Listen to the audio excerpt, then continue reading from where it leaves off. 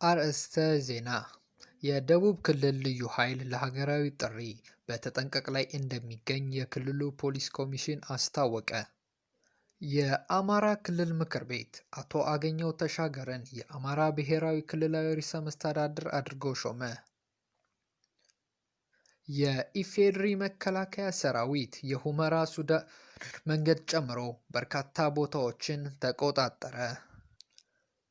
የትግራይ ተወላጆች በብሔራቸው ምክንያት እንዳይጠቁ ሲሉ ኮሎኔል ደመቀ ዘውዱ አሳሰቡ። ሰላም ጤና ይስጥልኝ ውድና የተከበራችሁ የሀበሻ ፋክት ኒውስ ቤተሰቦች በሙሉ በያላችሁበት እንደምን አላችሁ? ይህ እንግዲህ እንደተለመደው ወቅታዊና አዳዲስ መረጃዎችን ወደ እናንተ የምናደርስበት የዩቲዩብ ቻናላችን ነው። የምንለቃቸው መረጃዎች በፍጥነት እንዲደርሰው የደወል ምልክቱን በመጫን ሰብስክራይብ ማድረግ እንዳይረሱ እያልኩኝ ወደ ዝርዝር መረጃው አልፋለሁ። የዛሬ መረጃ ይዤላችሁ የመጣው አቤኔዘር በላይ ነኝ። መልካም ቆይታ ይሆንላችሁ። የደቡብ ክልል ልዩ ኃይል ለሀገራዊ ጥሪ በተጠንቀቅ ላይ እንደሚገኝ የክልሉ ፖሊስ ኮሚሽን አስታወቀ። ጥቂት የህወሓት ቡድኖች ባደራጁት የጸረ ሰላም ኃይል በኢፌዴሪ መከላከያ ሰራዊት ሰሜን እዝ ላይ የተፈጸመውን ጥቃት ተከትሎ መንግስት እየወሰደ ያለውን እርምጃ ለመደገፍ በክልሉ በቂ ዝግጅት መደረጉን የደቡብ ክልል ፖሊስ ኮሚሽን ኮሚሽነር ነብዩ ኢሳያስ ገልጸዋል። ኮሚሽነሩ ነብዩ በወቅታዊ ሀገራዊና ክልላዊ ጉዳዮች ላይ በሰጡት መግለጫ የክልሉ ልዩ ኃይል ዝግጅቱን አጠናቆ ሀገራዊ ጥሪ በመጠባበቅ ላይ መሆኑን አስታውቀዋል። በሌላ በኩል በክልሉ ቤንች ሸኮ ዞን በጉራ ፈረዳ ወረዳ ከተፈጠረው የጸጥታ ችግር ጋር በተያያዘ እጃቸው አለበት ተብሎ የተጠረጠሩ 103 ሰዎች በቁጥጥር ስር መዋላቸውን ጠቁመዋል። እንደ ኮሚሽነሩ ገለጻ ጸረ ሰላም ኃይሎች ከዚህ ቀደም በክልሉ ቤንች ሸኮ ዞን ጉራ ፈረዳ ወረዳ ላይ በተፈጠረው የጸጥታ ችግር የ32 ንጹሐን ዜጎች ሕይወት ሲያልፍ በ13 ሰዎች ደግሞ ከባድና ቀላል የአካል ጉዳት ደርሷል።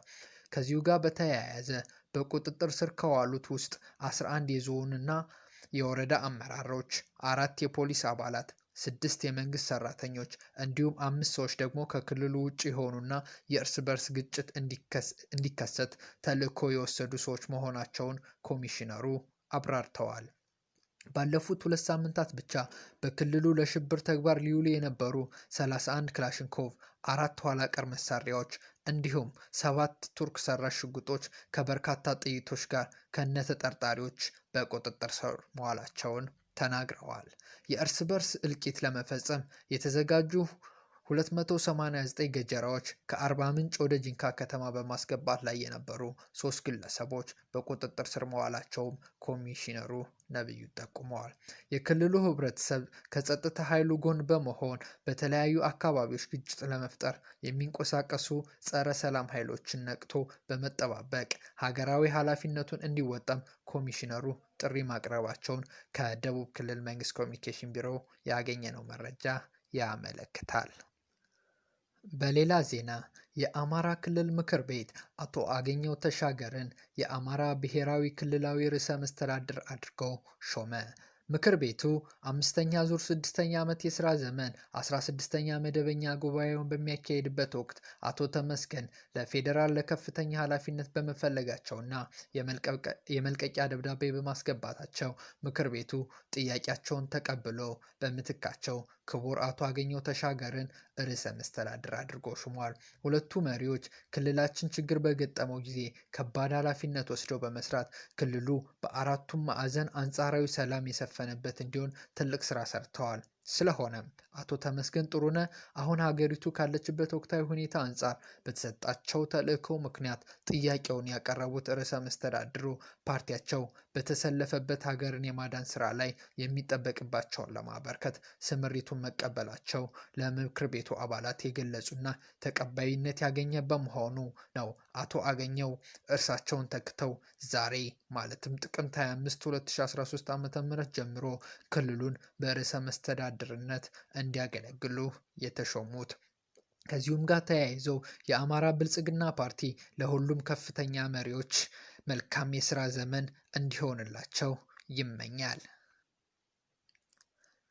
ምክትል ጠቅላይ ሚኒስትር ደመቀ መኮንን ላለፉት ዓመታት በህወሓት ቡድን ቅጥ ያጣ ጥፋትና ድፍረት ትዕግስታችን እንደ ፍርሃት እንዲሁም አስተዋይነታችን እንደ ድክመት እየተቆጠረ ህዝብና መንግስት ከልክ ያለፈ ዋጋ እንዲከፍሉ ማስገደዱ ይታወሳል ብለዋል። ከሁሉ በላይ በዚህ ኢትዮጵያ ጠሉ ከሃዲ ቡድን ከቀናት በፊት የሀገር ሉዓላዊነት መገለጫ በሆነው የመከላከያ ኃይል ላይ ጥቃት ፈጽሟል።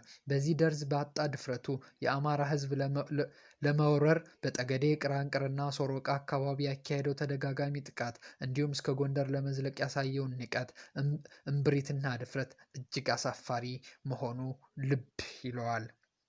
ይሁንና የከሃዲው ቡድን ረዥም ህልም በአጭሩ የቀጨው የመከላከያው ኃይል የአማራ ክልል ልዩ ኃይልና ሚኒሻዎች ፈጣን ያጸፋ ምላሽ በመውሰድ ያስመዘገቡት ውጤት በእጅጉ የሚደነቅና የሚመሰገን ነው። በከሃዲ ቡድኑ ሴራ ለዘመናት ሰምና ወርቅ ሆኖ የኖረው የአማራና የትግራይ ህዝብ ግንኙነት በዋዛ የሚበጠስ ሳይሆን ታሪካዊ አንድነታችንና የተጋመደውን ህብረታችን እየጠበቀ ወደ ላቀ ደረጃ የሚሻገር ይሆናል። ረዥም ጊዜ የቆየው የሀገራችን መዋቅራዊ ችግር በማያዳግም አግባብ ለመፍታት ይህ ከሃዲ ቡድን መወገድ ይኖርበታል። በተለያየ አቅጣጫ የቡድኑ መንአጆች በየአካባቢው ተጨማሪ ጥቃት እንዳይሰነዝሩ በፍጥነት መነቀል ይኖርባቸዋል። የመከላከያ ኃይላችን የጀመረው ኦፕሬሽን ፍጥነትና ጥንቃቄ በሚዛን አስቀምጦ የሚጓዝ ነው። ፍጥነቱ ከሃዲውን ቡድን በአጭር ጊዜ ለፍርድ ለማቅረብ ሲሆን፣ ጥንቃቄው ደግሞ ሰፊውን የትግራይ ህዝብ ከጉዳት ለመጠበቅ ያለመ ነው። በአሁኑ ጊዜ የመከላከያ ኃይላችን በተለያዩ ግንባሮች ግዳጁን በብቃት እየወጣ ሲሆን፣ ደረጃ በደረጃ አኩሪ ገድል ማስመዝገቡን ቀጥሏል። በመጨረሻም በቁርጠኝነት ለጀመርነው ኦፕሬሽን ውጤታማነት ህዝባችን ከመከላከያ ኃይላችን ጎን በመቆም ታሪካዊ ጀግንነት በተግባር እንዲያረጋግጥ እንዲሁም ትውልድና ሀገርን በማዳን ተልዕኮ ላይ በንቃት እንዲረባረብ ጥሪዬን አስተላልፋለሁ ብለዋል። ከዚሁም ጋር በተያያዘ የኢፌዴሪ መከላከያ ሰራዊት የሁመራ ሱዳን መንገድ ጨምሮ በርካታ ቦታዎችን ተቆጣጠረ። የኢፌዴሪ መከላከያ ሰራዊት ማይዳኒ፣ ዳንሻ፣ በአከር፣ ልጉዲ፣ የሁመራ አየር ማረፊያ እንዲሁም የሁመራ ሱዳንን መንገድ እንደተቆጣጠረ ገለጸ። የኢፌዴሪ መከላከያ ሰራዊት ኢንዶክትሬሽን ዋና ዳይሬክተር ሜጀር ጀነራል መሐመድ ተሰማ ለኢትዮጵያ ዜና አገልግሎት እንደገለጹት ሰራዊቱ በምዕራብ ግንባር እያደረገ ያለውን የማጥቃት እርምጃ አጠናክሮ ቀጥሏል። ተገደው ለጽንፈኛው ቡድን ህወሓት እየተዋጉ የነበሩ በርካታ የትግራይ ልዩ ኃይል አባላት ለሀገር መከላከያ ሰራዊት እጃቸውን እየሰጡ እንደሆነ ገልጸዋል። አብዛኛውን የልዩ ኃይል አባላትም እድሜያቸው ከ18 ዓመት በታች የሆኑና ለወታደርነት ያልደረሱ መሆናቸውን የገለጹት ሜጀር ጀነራል መሐመድ ይህም ወደ ጦርነት የሚልካቸው ቡድን ለስልጣን እንጂ ለዜጎች ግድ የሌለው መሆኑን ያሳያል ብለዋል። ሰራዊቱ በተቆጣጠራቸው አካባቢ ያሉ የትግራይ ክልል ነዋሪዎችም ለሰራዊቱ ያላቸውን ድጋፍና አለኝታም በተግባር እያሳዩ እንደሚገኙ አክለው ገልጸዋል። በሌላ ዜና የትግራይ ተወላጆች በብሔራቸው ምክንያት እንዳይጠቁ ሲሉ ኮሎኔል ደመቀ ዘውዱ አሳሰቡ።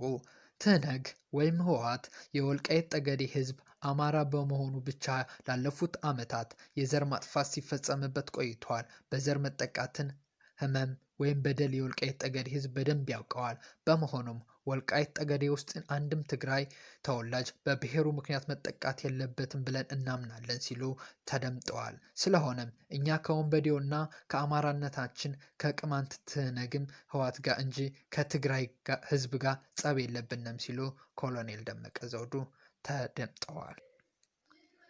ውድና የተከበራችሁ የዩቲዩብ ቻናላችን ተከታታዮችና ቤተሰቦች በሙሉ ለዛሬ ይዘንላችሁ የመጣነው መረጃ ይህ ይመስል ነበር። በሌላ አዲስ መረጃ ሰፋ ባለ መረጃ እስክንገናኝ ድረስ መልካም ቀን፣ መልካም ጊዜ ይሆንላችሁ።